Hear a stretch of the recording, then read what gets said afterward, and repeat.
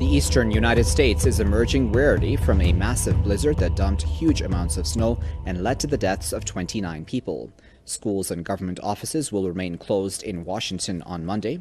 The mammoth snowstorm has walloped a dozen states, affecting an estimated 85 million residents who were told to stay indoors and off the roads for their own safety. The snowstorm has triggered widespread flooding along the shore in New Jersey and caused vast power outages.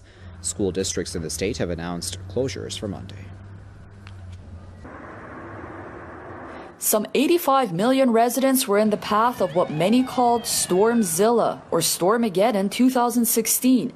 The blizzard dumped 26.8 inches of snow on New York City, making it the second largest snowstorm in its history.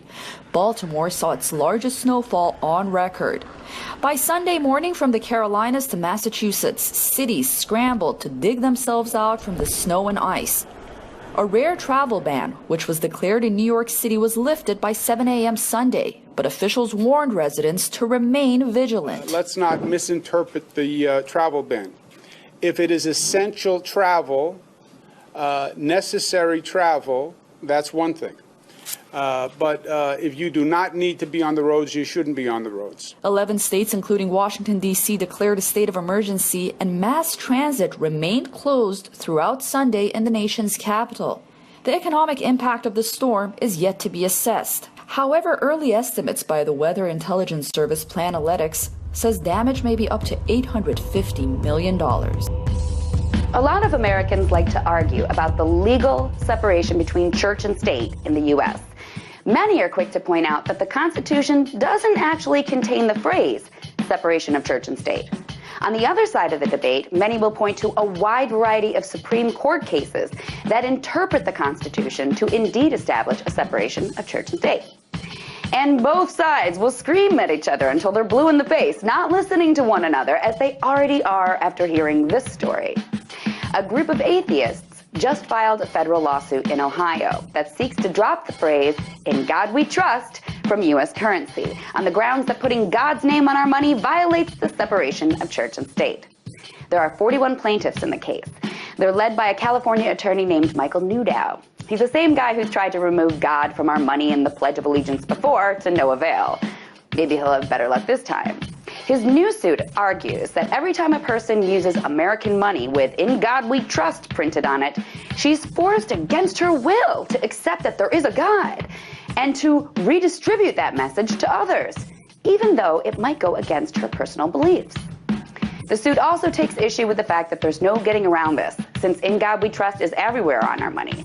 The lawsuit itself is 112 pages long, and to further impress its disdain for God, it never spells out the word.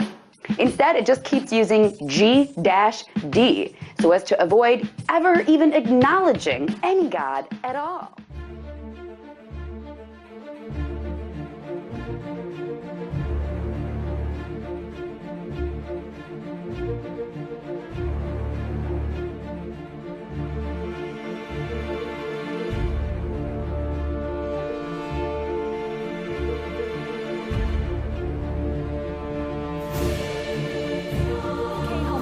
Is expected to give the green light this week to a controversial scientific technique developed in the United States. It allows human organs to be grown inside animals. A pig, sheep, or almost any other farm animal could now become your organ donor. Here's how it works. Human DNA is taken from the patient's body, then injected into a days-old animal embryo. The embryo lacks certain tissues, so it can carry human ones instead, like a heart or a liver. The risk of rejection by the eventual human recipient is small, as the new organs contain their own genetic material. However, there are concerns that animals might turn out to be uncomfortably human-like as a result of the procedure. The technique was originally pioneered in the U.S., but was later given a funding ban from America's top health agency. A group of leading Stanford scientists were left fuming at the restrictions. They wrote an open letter saying it would put key research at risk. Well, the conflict between progress and ethics is nothing new and has provided fertile ground for the imagination. Tomorrow is perhaps the biggest day on the pro-life calendar, the annual March on Washington. We'll be keeping our eye on how the expected snowstorm affects the plans. But tonight, Chief Legal Correspondent Shannon Breen looks at another more long-term issue for the movement. Good evening, Shannon. Hi, Brett. Well, ahead of Friday's March for Life, Planned Parenthood is hoping to shut down one of the pro-life movement's most prominent voices. The man behind those undercover videos that sparked a national conversation about the fetal tissue market. I spoke with David Daleiden exclusively today about the lawsuit against his group, the Center for Medical Progress, or CMP. I don't think that a lot of people, myself included, were expecting Planned Parenthood to be willing to take that risk of opening up all of the details about their abortion practice and their baby parts trafficking business, opening all of that up into the court system and bringing it into the light of the law and the legal system. The videos show conversations with senior Planned Parenthood officials who think they're discussing the transfer of body parts and organs to employees of a fetal tissue procurement company. In its lawsuit, Planned Parenthood calls CMP a, quote, complex criminal enterprise, saying false statements, illegal recordings, and the video smear campaign constitute a conspiracy to demonize and intimidate plaintiffs and to interfere with plaintiffs' operation. They continue, this conspiracy has cost plaintiffs millions of dollars and put the safety and security of Planned Parenthood's personnel and patients at serious risk. Attorney Jay Sekulow, who's defending one of CMP's other board members, says investigative journalism has solid legal protection. It's done every day, and this is part of freedom of speech, and we're going to be arguing that aggressively. And a court should be very cautious about shutting down avenues of communication, including investigative journalism. Also coming up in early March, the Supreme Court will hear arguments over a Texas abortion law that requires, among other things, that doctors have admitting privileges within 30 miles of their clinic.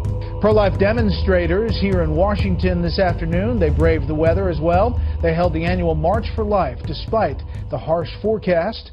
Chief Legal Correspondent Shannon Breen has the story. Ladies and gentlemen, this is a fight we can and will win. 2016 contender Carly Fiorina was one of several high-profile pro-life voices who joined thousands on the National Mall for the annual March for Life.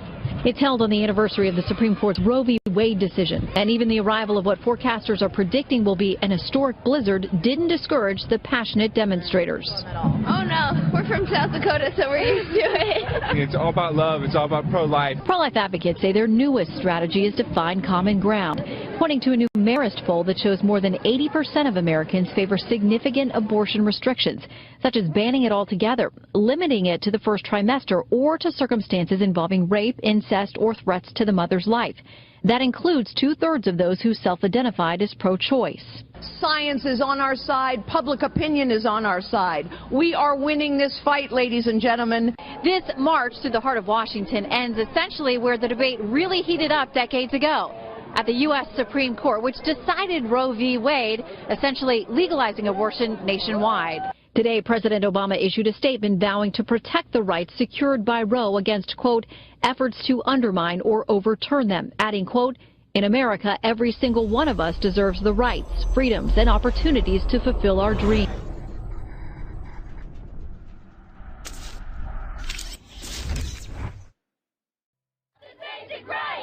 The battle returns to the Supreme Court on March 2nd, when the justices will consider a Texas law requiring, among other things, that abortion doctors have admitting privileges within 30 miles of their clinics.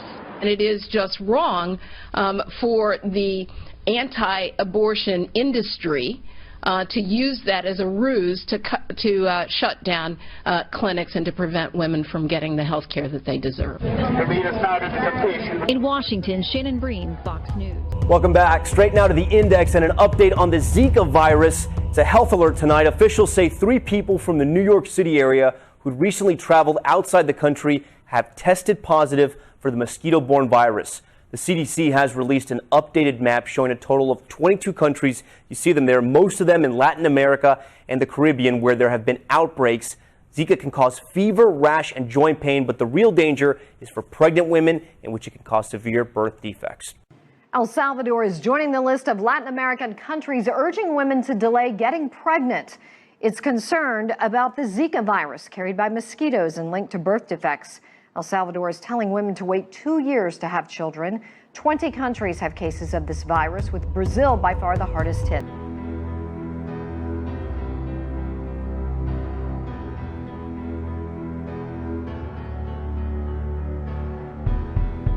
In Egypt, this week marks the 5th anniversary of the insurrection that toppled President Hosni Mubarak. Egypt has boosted security amid fears of more violence. Militant groups have increased attacks since 2013 when a military coup ousted President Mohamed Morsi. Thursday's bomb was a shocking incident to many residents of Greater Cairo. It was the first explosion in a residential area that leaves such extensive damage. Around 20 policemen and civilians were killed and injured in that attack. That bomb is linked to January 25th anniversary, without a doubt. I believe many terrorist cells were preparing for that anniversary by manufacturing explosive devices. They were planning to put these explosives in vital areas. It's an Al-Qaeda ideology adopted by some extremist supporters of the Brotherhood. Security forces managed to discover that terrorist cell before it activates its plan. The attack, however, alarmed the country that more might be coming to mark the January uprising's anniversary. The country stands in defiance against these possible attacks. In a display of solidarity, President El-Sisi awarded the families of police victims of last year's terrorist attacks, vowing vengeance from these groups.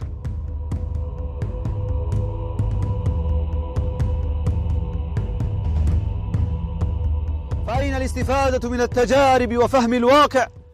ها هم الإخوان مرة أخرى وحالهم لا يخفى على أحد. أين فهم الواقع؟ ها هو طاغوت آخر في مصر خلف لمبارك. يا إخواني، لم نعد كسابق عهدنا نقول لأبنائنا هيا لتحرروا بيت المقدس، بل إننا الآن نقول لأنفسنا لماذا لا نحرر نحن الأقصى؟ لماذا لا نفك قيود الأسرى؟ لماذا لا تشتهي عيوننا قسطنطينية وأسيافنا روما؟ For the East, and there are kings of the East in the book of Revelation. They are the power source and the power force of the tribulation.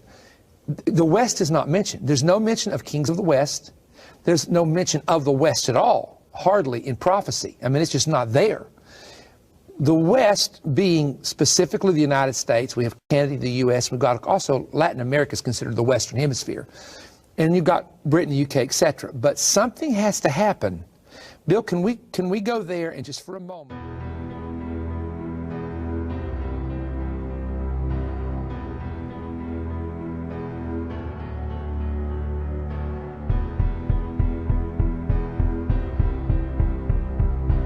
From Syria in Germany claims he spotted a man with ties to the Islamists living there.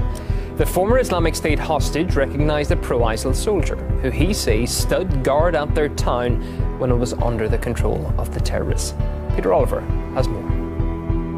The last time I was here in Germany's Saarland region on the border with France was to meet a group of Assyrian Christians who'd been freed after being held hostage by Islamic State.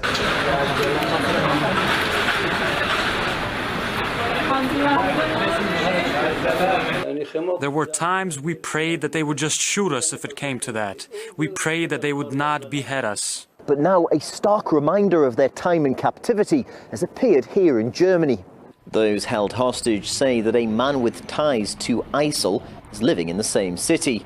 One agreed to speak with me on the condition his identity was kept secret.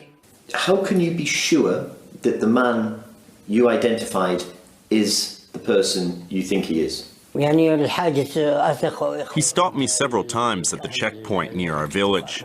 We were even able to find him on Facebook. I go to the web page and there's this guy again. I'm convinced that this is the same person I knew in Syria. So when you first saw him, what was your immediate reaction? I was very scared that this terrorist is in a democratic state like Germany just living here. We feel very insecure now. Some of our Assyrian community want to leave this place, as this was not the first case, but we don't know where to run. Assyrian community leaders say that once they were convinced, they went straight to the police.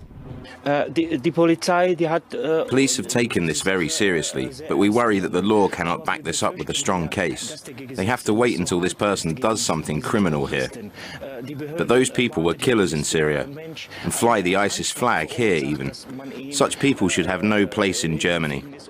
Police confirmed that an investigation is underway in this case, but that at the current time, no charges relating to terrorism or any other crime have been brought, which is why we aren't naming or showing any images of the individual being investigated.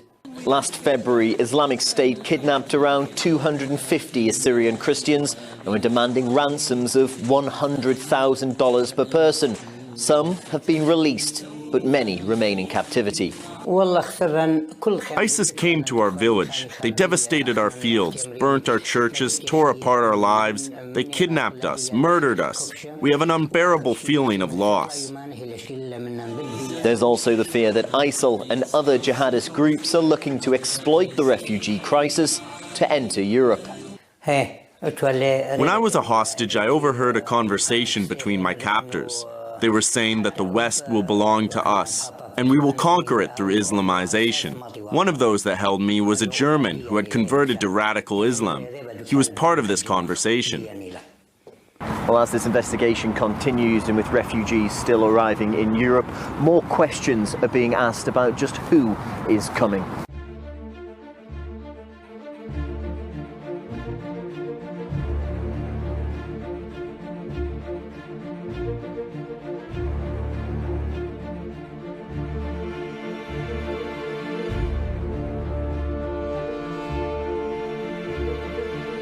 French Prime Minister Manuel Valls has warned that the refugee crisis is jeopardizing the very idea of the EU. Speaking to British media at the Economic Forum in Davos, Valls said Europe cannot take in all refugees fleeing wars in Syria and Iraq. He called on European leaders to take urgent action to control the continent's external borders. Should they fail to do so, the French Prime Minister warned of, quote, totally destabilized societies. Earlier in the day, on the sidelines of the forum, Valls also voiced concern over the idea of Britain leaving the bloc, saying that would be a tragedy. Austria has deployed about 500 troops to help police carry out rigorous checks on every refugee trying to enter the country from neighboring Slovenia. We must massively reinforce our border controls. Austria cannot accommodate all asylum seekers. Apart from tightening border controls, the country has also imposed a new limit on those seeking asylum.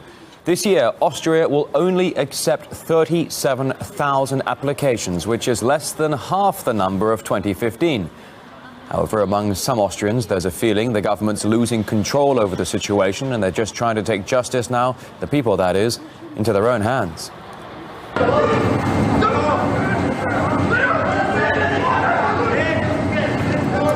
Videos emerged on social media claiming to show instant justice by Austrians against a group of Afghan refugees. It apparently comes after migrants attempted to rob a commuter at a Vienna station.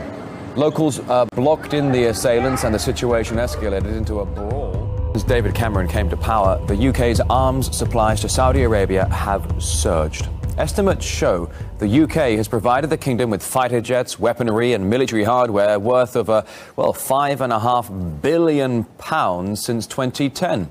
Well, that number appears to have skyrocketed in recent months with an 11,000% spike in missile sales.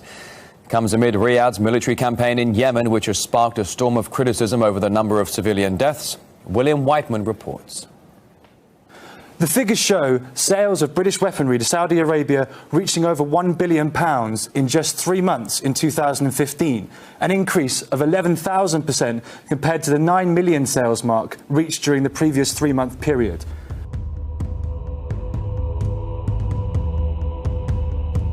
Iranian commander vows a crushing response to any possible act of aggression against the Islamic Republic. The second in command of the Islamic Revolution Guards Corps, Brigadier General Hossein Salami, has warned that Iran's armed forces are determined to defend the country's territorial integrity and interests in case of any invasion. Salami added that the recent capture of American sailors in the Persian Gulf waters was further proof of Iran's naval power. The IRGC released the 10 sailors on board 2 U.S. military vessels that mistakenly entered the Iranian territorial waters. Washington thanked Tehran for the way it handled the incident. The IRGC Navy said the sailors were freed after U.S. officials promised that such mistakes won't happen again.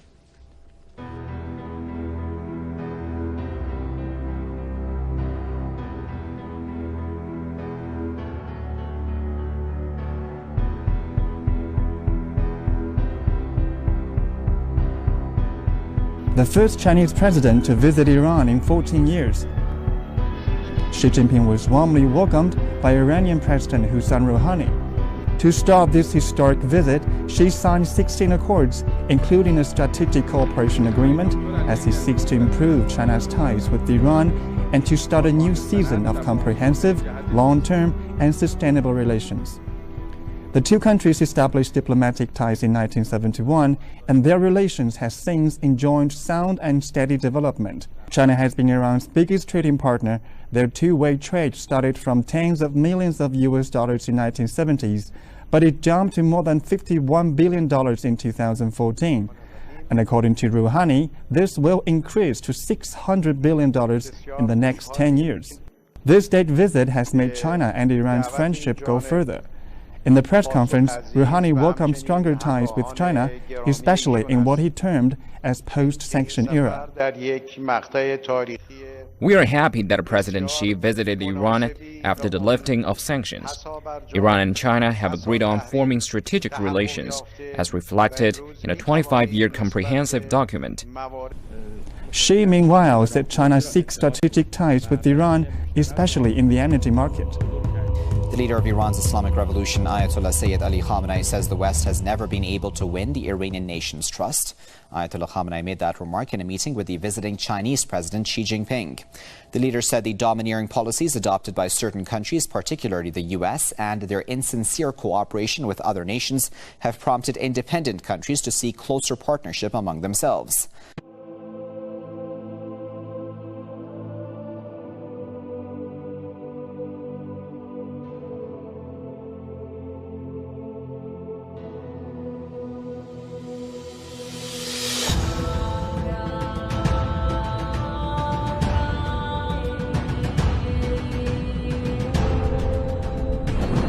Hi, Andreas here.